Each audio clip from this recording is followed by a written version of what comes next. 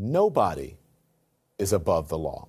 Nobody's above the law. You heard what some of the folks said in there, that this is, they shouldn't be there and, they shouldn't be uncomfortable and this is our house and whatever. That's what protesting is about, is to make people uncomfortable. Nobody is above the law, Lemony boy, or so I'm told. Hi, my name is Sydney. Welcome back to hell. So I know that at this point everybody is completely burned out on politics and all of you have protest fatigue, and honestly, I don't blame you. It's been a weird start to the year here on our hell gondola. But for the next, 20, 25 minutes, maybe less, I need you to put all of that fatigue aside. Because Don Lemon, the former CNN host, has been arrested as of today for his participation in storming a church in Minnesota on January 18, 2026. When I say he was arrested as of today, I mean, like, as I'm reporting this to you, he's been arrested, but the arrest happened on Thursday. So it's Friday right now. Never mind, leave me alone. No one is above the law, Don Lemon. No one. Nobody is above the law. Now, to catch you up if you didn't hear about this, anti-ICE protesters went into the city's church in St. Paul, Minnesota during a Sunday service on, like I said, January 18, 2026. They disrupted the service by chanting anti-ICE slogans, calling for justice for Renee Good. They confronted attendees and the pastor, and the protesters targeted the church because they believed that one of the pastors was connected to the St. Paul ICE field office in one way or another. So I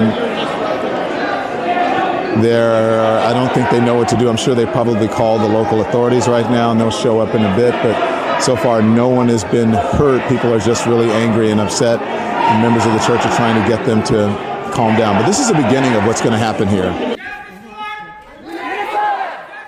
Renee Good! Renee Good!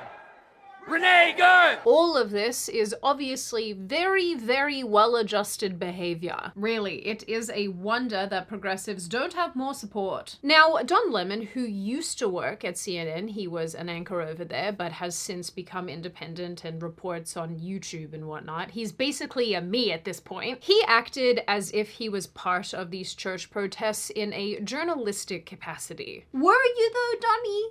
Were you?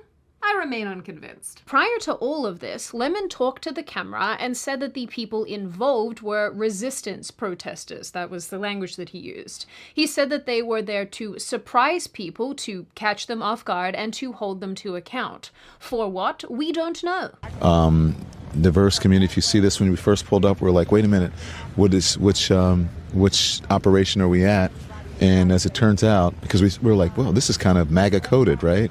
Saw the American flag or whatever, but these are resistance protesters. They're planning an operation that we're going to follow them on. I can't tell you exactly what they're doing, but it's called Operation Pull Up, and it's Takima Armstrong, and she has been doing this since George Floyd, Dante Wright, and others, where they surprise people, catch them off guard, and hold them to account. It should also be noted that during this little pre-church raid chat, Lemony Snicket utilizes the word we, which indicates, at least to me, that he is associating himself with the group and its goals, which, if you're Lemony's lawyer, is a really unfortunate event. I am really bringing you all those highbrow literary jokes today. Literary, that is a challenging word to say. Words are hard for me tonight. So, following along with these people, Lemon Boy ended up at the center of this church protest, sticking his little microphone in the face of the pastor of this church and honestly being incredibly rude to him. What do you think of this? I mean, this is unacceptable. It's shameful. It's shameful to interrupt a public gathering of Christians in worship. But there were folks who will say, I have to take care of my flock. okay, but listen, we live there's a constitution in the First Amendment to freedom of speech and freedom to assemble and protest. Yeah. We're here to worship. We're here to worship Jesus because that's the hope of these cities. That's the hope of the world is Jesus Christ. I want to be very respectful. Please don't push me though. We're here to worship Jesus. Yes. That's why we're here. Yeah. Okay. Lemon also questioned the church members, and the video that I'm about to show you of that honestly made me really sad. He narrated the scene as it unfolded and filmed everything for all of us to see. I'm a Christian here that wants to praise the Lord with my son, and now I gotta go home. I'm sorry that you guys are so angry. I'm just chronicling. I'm not with the group. What do I have to say? Can you understand why they're angry? I don't understand any of this because I'm a simple man. I'm a simple man who loves the Lord and is a good father. This is what we look forward to, is coming, being with our family and praising Jesus, and that's not something that we have to run away from.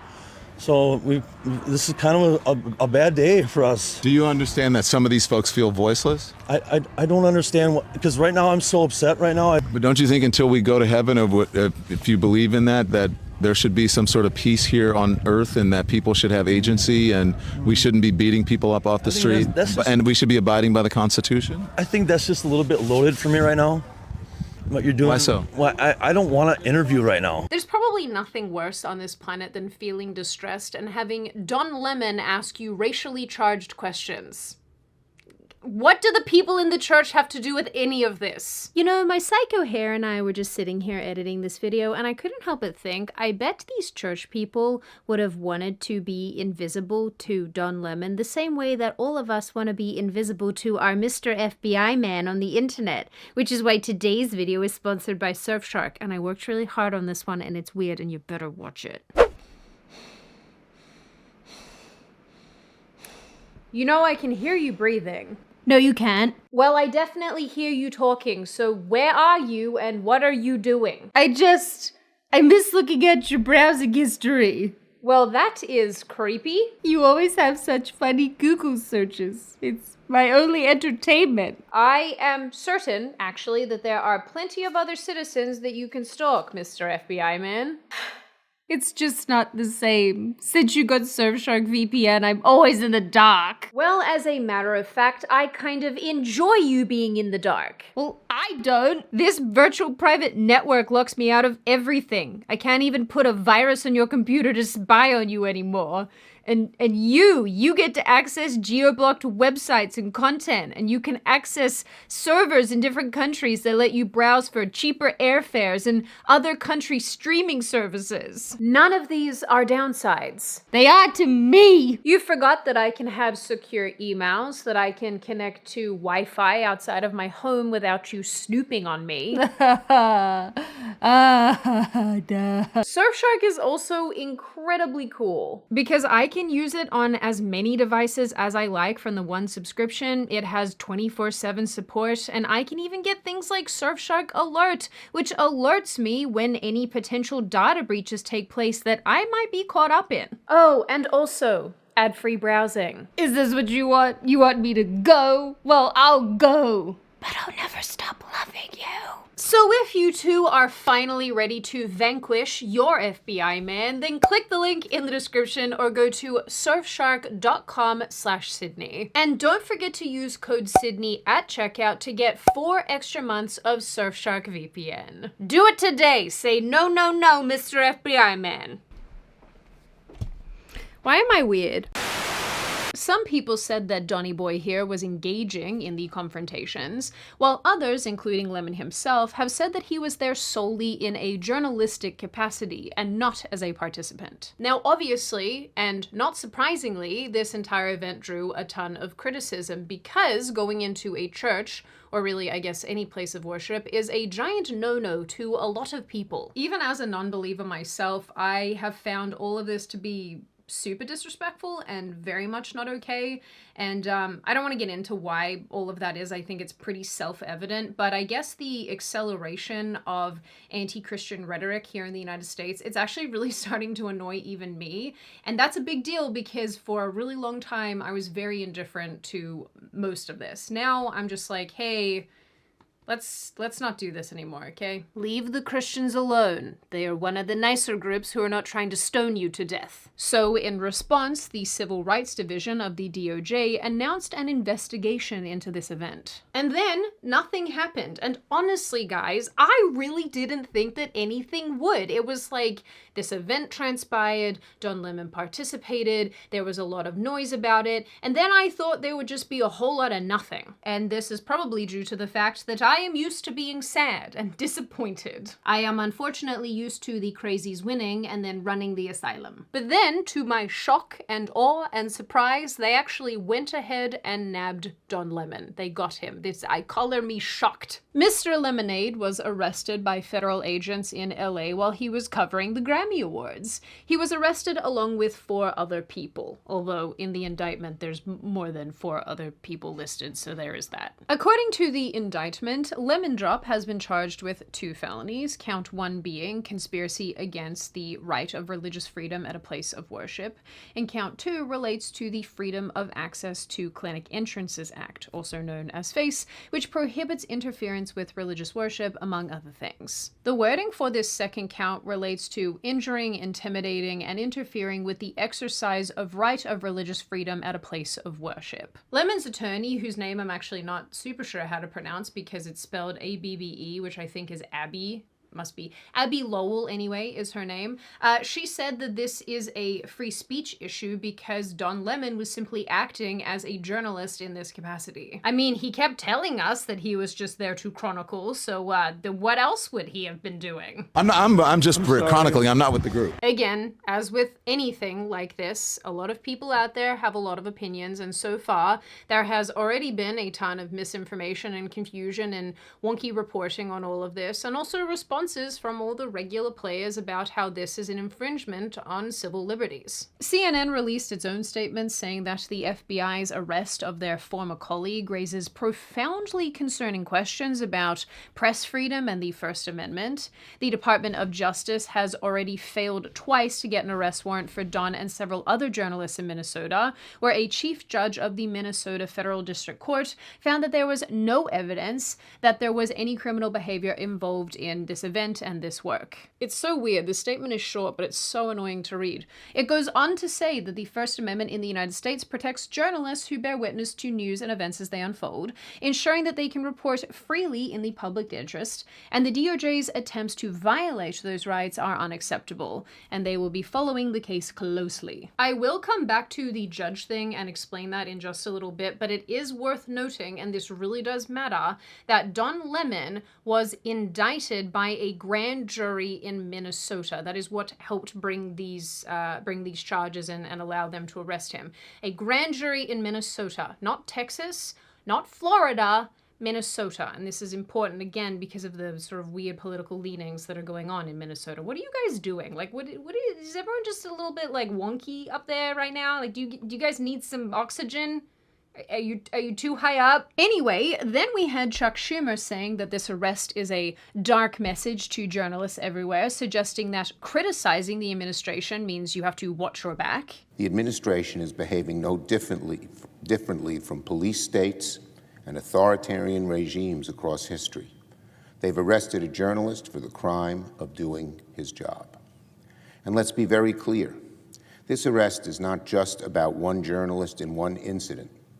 The arrest is a dark message to journalists everywhere.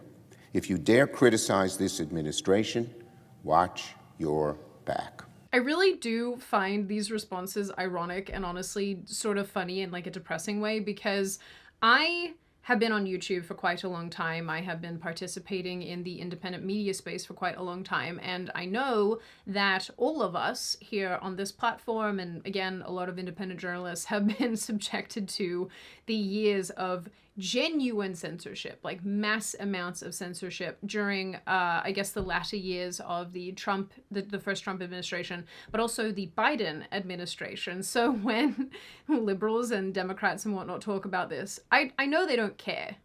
I know they don't actually care about people being able to have their say. And I know they don't actually care about journalistic integrity. So it's always just a little bit of a, when they do this stuff. It's obvious, but they really only do care because it concerns somebody who is ideologically aligned with them. But you know, that's just everything in 2026. Everything's partisan all of the time. House Democratic leader Hakeem Jeffries, whose website, just by the way, looks like it was made by a teenager on crack, also released a statement regarding Lemon's arrest, calling it a disgraceful affront to the First Amendment, as if you guys care about that, and a corrupt weaponization of of the criminal justice system. Jeffries frames the arrest as the Trump admin trying to silence journalists who are working to expose the brutality of ICE agents. All of these people are so annoying. On the other hand, one of the reported worshippers who was there in the church that day said that Don Lemon was absolutely part of the protest and he shouldn't have been there at all. There is the clip of him talking about looking at the young people who are exiting the sanctuary and saying how they're traumatized, they're disturbed, and that's what's necessary in a protest like this. And I think that's just disgusting. I think that we as Christians are never promised peace or comfortability in this life. We know that people will be against us, but that does not mean that we shouldn't call people out. The church itself and its pastor, or head pastor, I guess, weighed in as well as of hearing about this arrest, presumably, and it said, that they are grateful that the Department of Justice acted swiftly to protect City's church so that they can continue to faithfully live out the church's mission to worship Jesus and make him known. And because I really do think it matters, I just want to quickly roll us back around to CNN's initial comments about the magistrate judge in this case. The DOJ essentially asked a higher court, being the Eighth Circuit Court of Appeals, that's hard to say, for emergency help obtaining a warrant for Don Lemon and 4 other people's arrests. The DOJ wanted the appeals court to force a lower federal judge in Minnesota to issue those arrest warrants. This judge, who people are saying is an activist judge, had already said no, claiming that there wasn't enough evidence of a crime to justify arresting them right away. I've put a letter on screen from this judge so that you can pause to read it if you want to see what this guy has to say, and then you can weigh for yourselves if you think he's a leftist activist or not. However, when the appeals court, who just by the way is made up of 3 judges in this specific case, said that they were not going to step in here, one of those judges involved in this decision wrote a separate note agreeing that the emergency request should be denied, but he added that he personally thought that the government's paperwork showed enough probable cause to support all 5 warrants. The appeals court made it clear that while they were not going to override the decision of the lower court and the lower court judge, the DOJ did have other avenues available to them to obtain the arrest that they wanted. Hence the grand jury being utilized here and all the things that we're talking about now. Look, we've come full circle.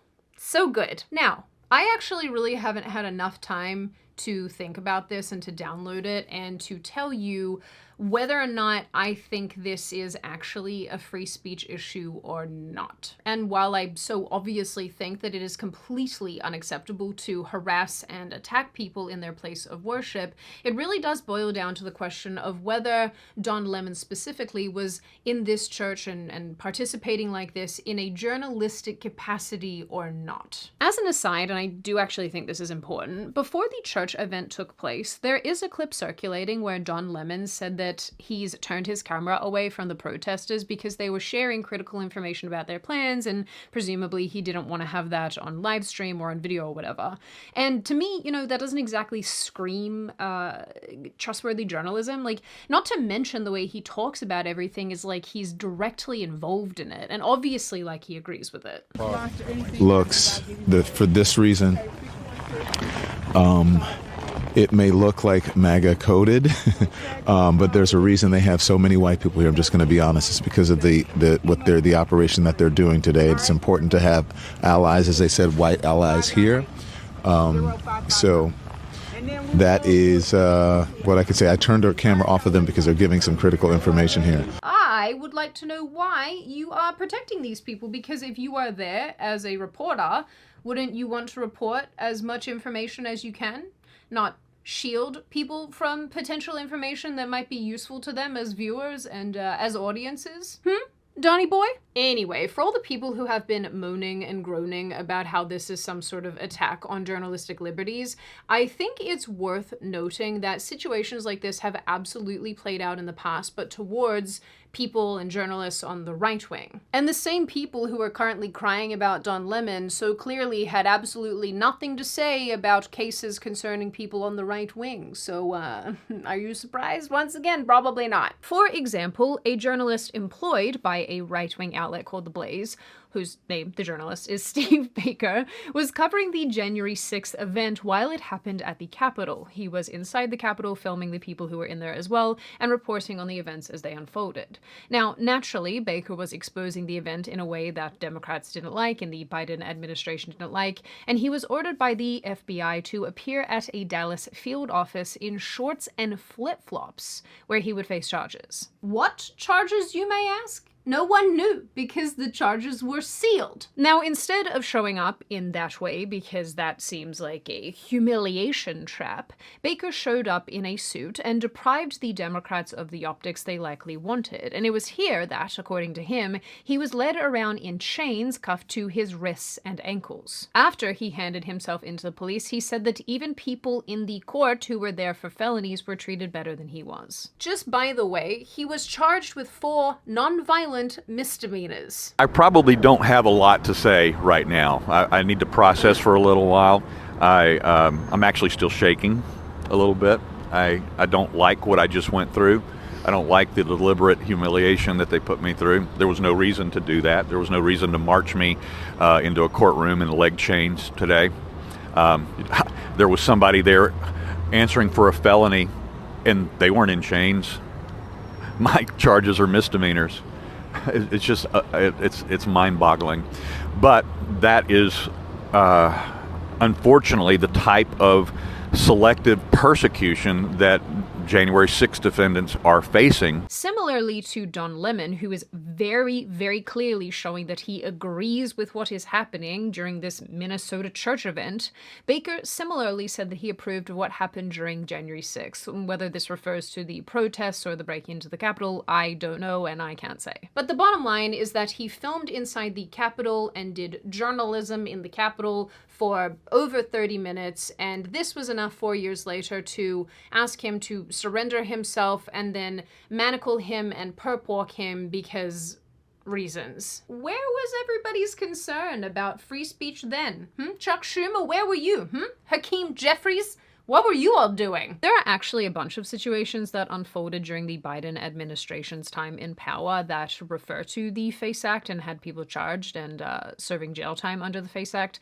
Like, I'm sure some of you remember there was a situation that took place in 2021 where a group of pro-life protesters sat outside an abortion clinic and sang hymns and tried to counsel women who were there and trying to go into the clinic. The protesters were inside an office building where the clinic was, but blocked access to the clinic's front door for several hours, and this was the illegal part, just by the way. A year later, in October 2022, the Biden administration's DOJ indicted 11 individuals involved in that protest, and as of 2024, several of them received prison time and/or house arrest and/or probation. Now, obviously, this is not remotely an apples-to-apples comparison. I'm not saying that it is. I guess I'm just trying to demonstrate here that the FACE Act has been used and is used against people in all sorts of different environments where some people would probably argue that it is a free speech issue, while others will argue that you can't block people from accessing private businesses and private pieces of property. I really don't want to get into the weeds on all of this and if it's moral or immoral or sort of make any commentary about any of that, but I do want to demonstrate that usually also what feeds into somebody's perception of these issues is quite clearly how they swing politically. So rolling all of this back around to Lemony Boy, I absolutely believe that he should be able to exercise his free speech.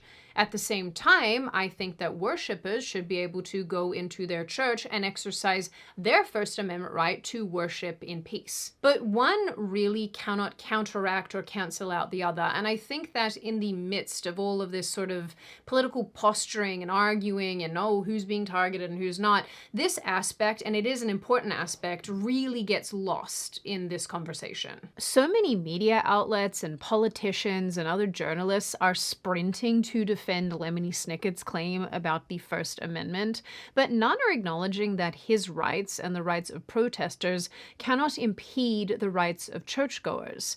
It's also quite difficult to claim that he was just documenting when he was justifying the protesters' disruption disruptive presence in the church while conducting this so-called interview with the pastor. While filming in his car about the protests, Lemon said that these protests should make people uncomfortable. I also have already showed you that clip where he helped conceal information by moving his cameras away while supposedly documenting events. And during other interviews that are outside of these events and after this church situation, he made it clear how much he dislikes white Christians, which again, it's not like an indictment on its own, but it just sort of feeds into this idea that the guy is kind of a bad faith actor. He also has a history of encouraging more protests and escalation, even advising people to get guns. So, do with that what you will.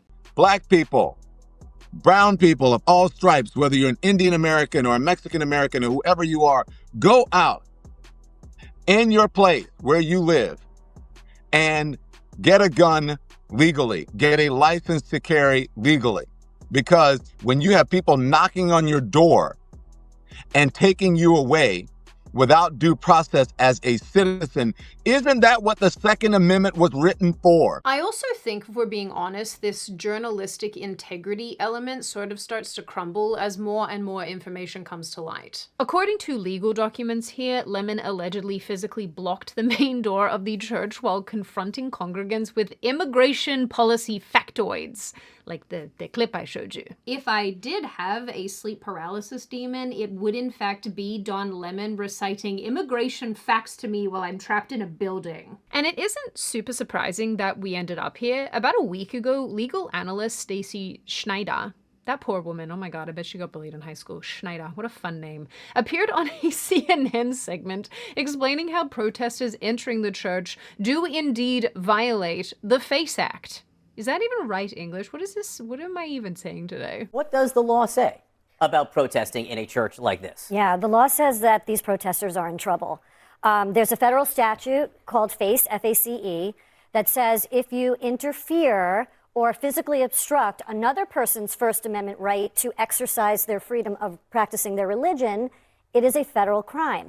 Now, had these protesters stood outside the church, been on the sidewalk, been on the street, they likely would have been protected by their First Amendment right to protest. But you're allowed to protest in a public forum, but that right is not absolute.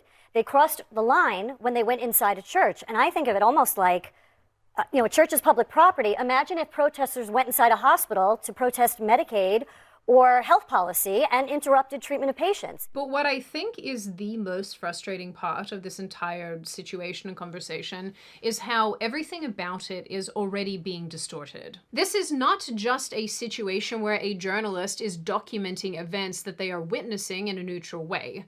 Lemon was directly involved, encouraging the operation, justifying the actions of other protesters, and referring to this as a resistance operation. He lumped himself into it by saying, "We will do this and we will do that." It's not really a surprise that this is all being spun as an attack on the press as a whole, but boy, is it disappointing to see the media yet again proving how incapable they are of real journalism. As of recording this video, Lemon Toes has been let out of prison without bail, because I guess he's not a flight risk, and was very smug in court. And, ultimately, why wouldn't he be? This is going to get him a ton of media coverage and sympathy, and people are going to go out of their way to support him because this is the partisan world that we live in. And although I am quite right-wing, or I guess moderate right on a lot of issues, this is something that I just absolutely hate about our culture.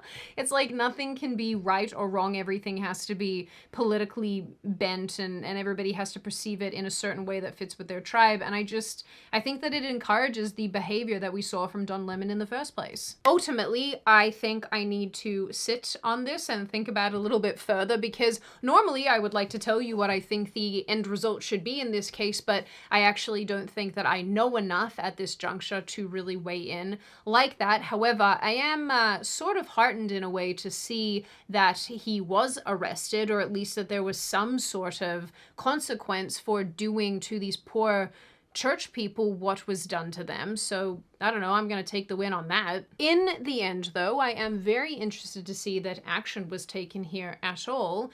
And going forward, I am very curious to see what the net effect of all of this will be. Now on that note, and before I open the floor to all of you, this is just a reminder, check out Surfshark using the link in the description. If you are in the market for a new VPN, I cannot recommend them enough. They're honestly also really nice people behind the scenes too, which makes a big difference. Now I open the floor to all of you. What do you all think? Do you think that Lemony Snicket should have been arrested? Do you think that he was in fact part of the protesters and not just a journalist? Are you on the other side of this issue where you think that this sets a kind of terrible precedent and that he was just reporting the news as it unfolded and he was not involved at all? Are you somewhere in the middle where you can kind of see both sides of this issue, but you're not quite certain where you land on it? Maybe you need more information. What do you think of the counts? Do you think that they're fair? Do you think that they're unfair? What do you think about the treatment of other journalists over the years who have also had the book thrown at them over similar kinds of situations? Fair, unfair, unreasonable? Where do you land on all of this?